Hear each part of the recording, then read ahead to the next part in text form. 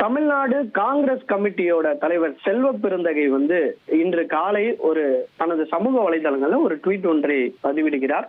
குறிப்பாக அந்த ட்வீட்ல பரபரப்பான தகவலை பதிவிட்டார்.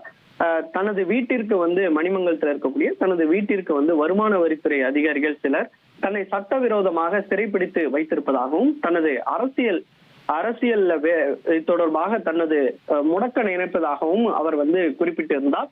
மேலும் ராகுல் காந்தி தமிழகத்துக்கு வரக்கூடிய நிலையில இது போன்று சிறைபிடிப்பு அச்சுறுத்தலை ஏற்படுத்தி இருப்பதாக அந்த ட்வீட் ஒன்றை பதிவிட்டிருந்தார். இந்த சமூக வலைதள பதிவானது பெரும் அதிர்ச்சியை ஏற்படுத்தியது. இது தொடர்பாக முதல்வரும் இது தொடர்பாக ஒரு ட்வீட் ஒன்றை செய்திருக்கிறார். இது சட்டவிரோதமாக இது தங்களை முடக்கக்கூடிய செயல் எனவும் அவர் ட்வீட்ல பதிவிட்டிருக்கிறார். குறிப்பாக அவரது பரப்புரையை முடக்க நினைக்கக்கூடிய சதிக்கு கடும் கண்டனம் எனவும் இந்தியா ஒரு ஜனநாயக நாடு என்பதை மறந்து தேர்தல் பிரச்சாரம் முடிவடைய இன்னும் 48 மணி நேரம் கூட இல்லாத நிலையில எதிர்கட்சியினர் முடக்கக்கூடிய அச்சுறுத்தலை கொடுப்பதாக முதல்வர் அவர்களும் ஒரு ட்வீட் ஒன்றை பதிவிட்டிருக்கிறார்.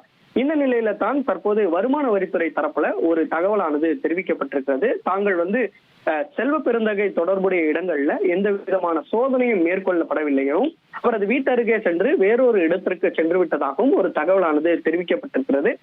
இது இந்த ட்வீட் பெரும் பரபரப்பை ஏற்படுத்தி இருக்கக்கூடிய நிலையில வருமான வரித்துறையிட இந்த விளக்கமும் ஒரு பரபரப்பை ஏற்படுத்தி இருக்கிறது. ஏற்கனவே வருமான வரித்துறை அதிகாரிகள் பல்வேறு இடங்கள்ல இன்று காலை முதலே சோதனையில ஈடுபட்டு வருகிறார்கள். பணம் பட்டுவாடா தொடர்பான இந்த சோதனையை முடக்கிவிடப்பட்டு இந்த சோதனையானது நிகழ்த்தப்பட்டு வருகிறது. வேப்பேரில் இருக்கக்கூடிய தொழிலதிபரோட வீடு அதே போல பல்வேறு இடங்கள்ல இந்த சோதனையானது நிகழ்த்தப்பட்டு வரக்கூடிய நிலையில செல்வ பெருந்தகை வீட்டிலையும் இந்த சோதனை நிகழ்த்தப்படுவதாக அவரே தெரிவிக்கப்பட்டிருக்கக்கூடிய நிலையில தற்போது வருமான வரித்துறை அதிகாரிகளோட விளக்கமானது சற்று மாறுபட்டு இருப்பதால இந்த அரசியல் வட்டாரத்துல பெரும் பரபரப்பாக இந்த கருத்தானது பேசப்பட்டு வருகிறது.